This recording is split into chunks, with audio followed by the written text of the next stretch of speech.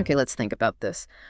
Beyond the real basics, food, water, shelter, what does it really take to live a good life today? A fulfilling life? Is it just like checking boxes? Or is there more to it? It's definitely more nuanced. Well, that's what we're digging into today. We're doing a deep dive into what some experts are calling today's top 10 human needs to thrive. We want to unpack these needs, understand why they matter so much now. Think of it as getting the inside track on human flourishing, a shortcut to really knowing what works. And it's fascinating, isn't it? Because thriving isn't just about, not having problems. Yeah. It's about actively cultivating well-being. Yeah. We're not just talking survival here. We're talking about what truly allows us to, flourish, expand our potential. Experience life fully. Exactly. So that means looking at both the physical stuff and the psychological drivers. They're equally important. All right, let's lay the groundwork then. Our sources kick things off with the absolute bedrock, the physiological needs. You may think, okay, obvious, but the way they impact us, maybe not so obvious. Precisely. These are like the non-negotiables, the resources our bodies and minds absolutely need just to function. Right. But here's the key thing that often gets missed. Neglecting even one doesn't just cause a single problem. It triggers this cascading effect. Cascading effect? How so? Well, it undermines everything. Your thinking, your emotions, your energy, it all starts to unravel. Okay, so first up on that list, clean air. And it's maybe more complex than we think. It really is. We focus a lot on outdoor pollution, but the sources really highlight indoor air quality. Right. Stuff inside the house. Yeah, from cleaning supplies, furniture, poor ventilation. Yeah. For many people, that's actually a bigger daily hit to their focus, energy, even sleep. Makes sense. Then clean water?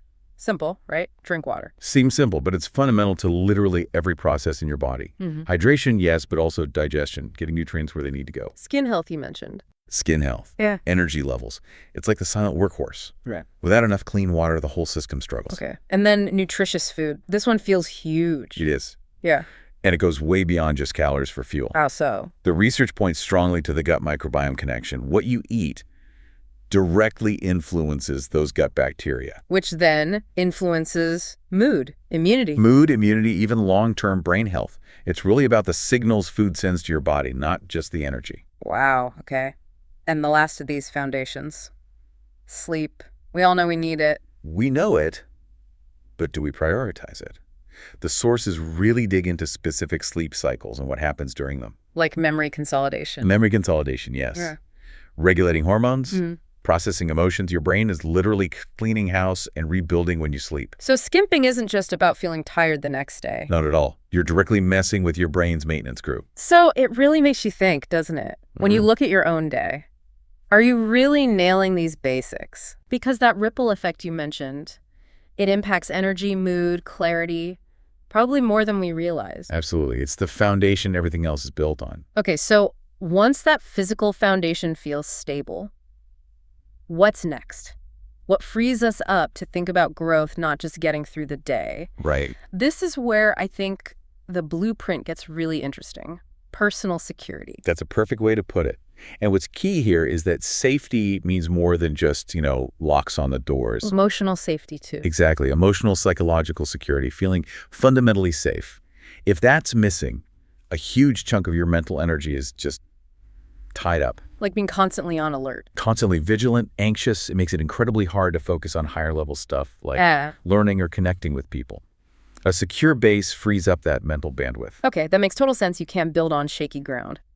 So this next level includes safety and security, that basic feeling of stability. Which reduces stress, allows you to focus forward. Then privacy. This one's interesting in the digital age. Very. The sources talk about it not just as physical space, but as a psychological buffer. A buffer. Now, control over your information. Who knows what about you? Yeah. But also just mental space. A sanctuary to recharge, think without feeling watched or pressured. That constant on feeling. Exactly. Without privacy, that mental fatigue just skyrockets. And the third one in this group, autonomy. Feeling in control. Yes. And it's not just about having choices. It's about feeling like you're genuinely steering your own ship. Like your life's direction is yours. Precisely. The sources connect this to self-determination theory. It's a core psychological need. Feeling autonomous fuels that internal drive, that independence. So without these three, safety, privacy, autonomy, people might feel what? Trapped, Yeah. powerless, exposed, just unable to really step into their potential. It really makes you ask yourself, doesn't it? How much genuine space and control do you feel you have in your life right now? It's a powerful question. It touches on your basic freedom to just be. Okay, so we've got the physical foundation, we've got personal security and control. What happens then? We start looking outwards. Naturally. We're social creatures, after all. Deeply wired for connection. So how do the sources talk about that need, that pull towards others? Well, first off, they stress that social connection is not a nice to have. It's not a luxury. It's essential. Absolutely essential for emotional health, for self-esteem, for resilience when things get tough. You can feel that, can't you, when you feel connected versus isolated? Definitely. And the neuroscience backs it up. Our brains are literally built to seek connection. Think about hormones like oxytocin, the bonding hormone. Right. So the specific need here is called attention and intimacy. What does that encompass? It's more than just being noticed. It's about mutual engagement, reciprocity. Seeing and being seen. Perfectly put. It's that deliberate building of emotional bonds. That's what reinforces belonging, validates your worth. And thinking about your own life, those strong connections really do act like a buffer, don't they? Against stress, against adversity. A powerful buffer. It's a huge protective factor for our overall well-being. Okay, so physical needs met, personal security handled, social connections strong. What ignites that inner fire, that drive to achieve? Yeah. What fuels our momentum? What does the blueprint say about that? Well, the core idea here is the profound need to feel capable, to feel respected. It's not just ego. No, it runs deeper than that. It's fundamental for confidence, for keeping motivation going. The research is clear. We need opportunities to feel effective, to master things. Which leads right into the next need, competence and growth. Exactly. This ties back into that self-determination idea again. Feeling competent, feeling like you can handle challenges, learn new things. That's intrinsically rewarding. Deeply rewarding. It boosts self-esteem, keeps you motivated from within, makes you more resilient when you face setbacks. So it's about learning and evolving. It's about that continuous personal evolution. If you connect this to the bigger picture, people can feel really stuck or undervalued if this need isn't met. Even if other needs are covered. Even then, this is often where burnout starts. That feeling of stagnation, like you're just treading water. Yeah. It taps into that basic human drive to become more. Okay, so that brings us towards the top of this blueprint, what the sources call the highest level needs. The transformative ones. The ones that take us beyond just functioning well, towards something more. Precisely. These are the needs that shift existence from just getting by, from survival, into a life that feels truly fulfilling, intentional, meaningful. Gives you that inner compass. Exactly. Especially in such a complex world, finding real satisfaction. And those final two are purpose and self-awareness. Let's unpack those. Purpose first. Purpose.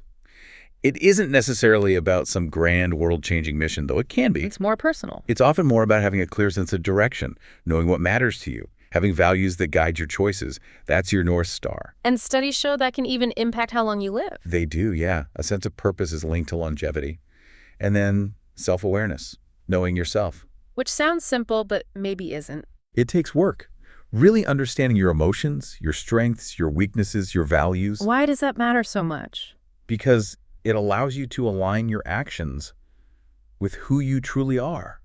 To make choices that feel authentic, to live intentionally. So you're not just reacting, you're choosing based on self-knowledge. Precisely.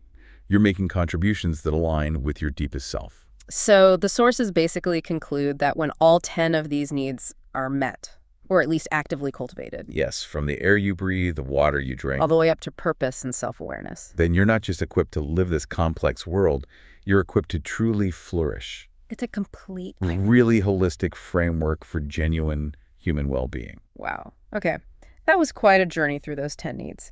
From the absolute basics, clean air, water, food, sleep, through safety, privacy, autonomy. The foundations. Then into connection with attention and intimacy, the drive for competence and growth. Living upwards. And finally, reaching purpose and self-awareness. It's a lot to take in, but incredibly valuable. It really is.